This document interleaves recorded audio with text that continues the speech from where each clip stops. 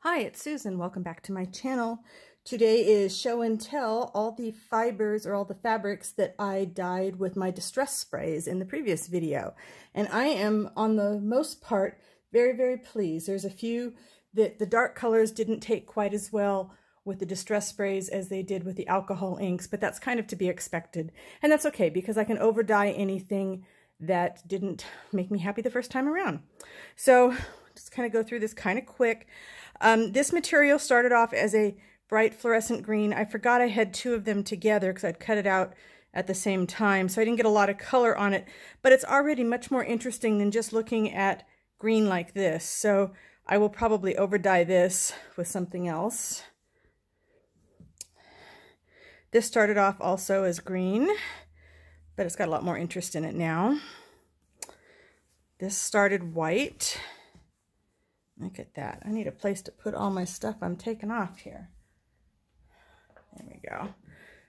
There might be a few shadows, but trying to find a good spot to show this. These were some real pale green strips and very interesting. When I look at doing a landscape, I can definitely see using these. Zoe's got an opinion. She always has an opinion, doesn't she? So keep in mind, these scraps are scraps of clothing, scraps of tablecloths, curtains, any kind of linens that I could find. And then I just sprayed them with distress sprays. For the most part, scrunched them back up again so that I could get some really neat patterns on them. And I can use these for my stitch meditations. I can use these for building some landscape collages out of fabric. You know, little bits like this you think you wouldn't use, but when I'm working on a 4-inch square, you know, I can certainly pile these things up and do something with them. So this was the dark green. Now when I did the dark green, the same fabric with the alcohol inks, I got a much more interesting color pattern in there. So I will over dye that. This I love. This just looks like the beach or the desert. Really cool. More little strips, and more little strips. This one also came out really cool. So this could be a tie for a journal. This is super long. It's very soft, but it's a great color now. This was some hot pink linen, and it just wasn't very interesting, so I like it better now. Some more little strips. I'm building up to my favorites, just so you know. All right, so this was some linen. I did not do many in these colors. Now I wished I would have, because that sort of looks like a sunset at the beach. So I'm gonna have to do some more of that. The other thing I forgot is I forgot to do blue. So this was the white fabric with the text on it. And this side's okay, but look at how gorgeous the back side came out. That is just yum. And these, I'm really happy with these colors. Okay, and let me tell you about these scraps. I bought this material at Goodwill, but it's not, you know, I bought it because it was material and I was being obsessive and it was crazy, but I didn't need like 5 yards of this stuff, which is what I had. But the backside, because it's linen, and the backside colors beautifully.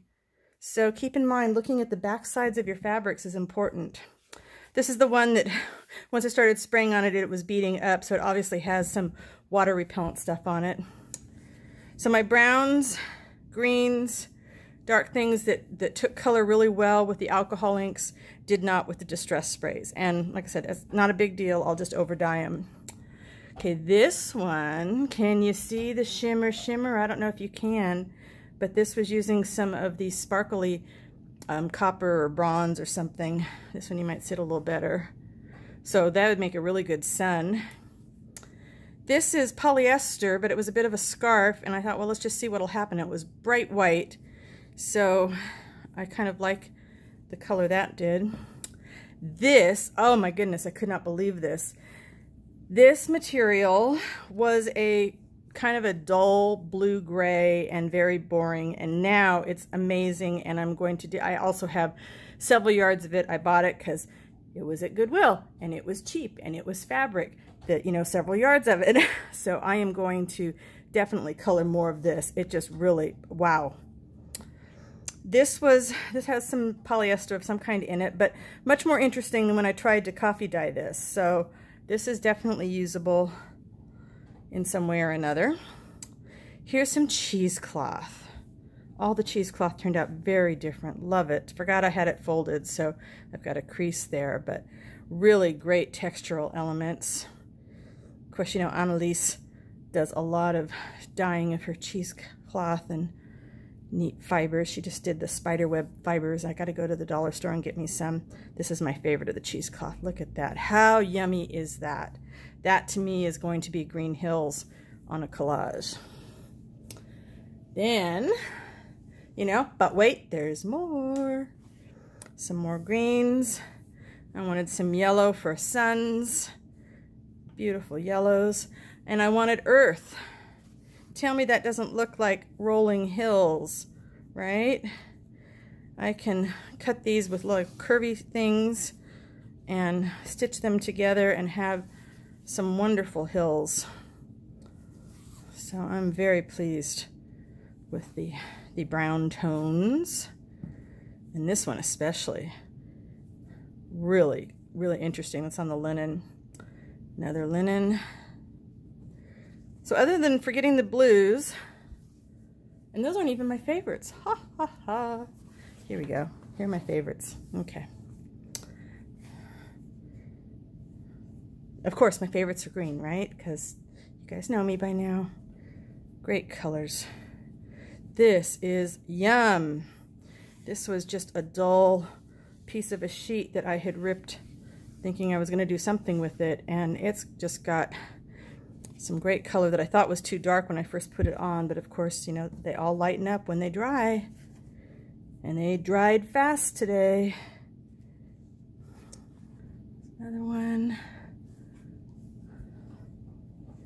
And this one started off green, so there's still bits of the green, but instead of just being boring one color, now I've got some tones in there. This was white linen. Oh, look at that. Love that.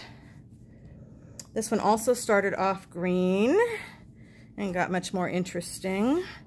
So I can just really see building up a landscape with these. Definitely. This was just really interesting. This one had a pattern on the sheet, and you can, I don't know, you can sort of see there was a stripe this area here. You can see a little bit of the design there, and this makes it so much more interesting. Very, very thin, wispy cotton. This was like the lining of a dress. This one started off another shade of green. What surprised me is that the yellows showed up. I didn't think they would on the green, but they did, and make it a lot more interesting. Same here. Some of the yellows, the darks, veining, started off green. And then this one's my favorite of the whole bunch. This is my favorite. This was also the fabric that had, okay, you can sort of see the pattern here. There was a pattern. This was a sheet, and I just ripped up this piece. And is that not yummy, yummy goodness? So that's it. That is dyeing your fabric with distress sprays, which is still unpredictable, just like the alcohol inks, but it's a lot less smelly than working with the alcohol inks, and they take a little bit longer to dry. I also have some really great underpapers because I put all these fabrics, you know, when I was squirting everything, I had them on the cookie sheets with paper underneath them, so now I've got some really yummy underpapers as well that I can use. If you like this video, please give me a thumbs up, tell your friends, and I will see you next time. Thanks for watching. Bye for now.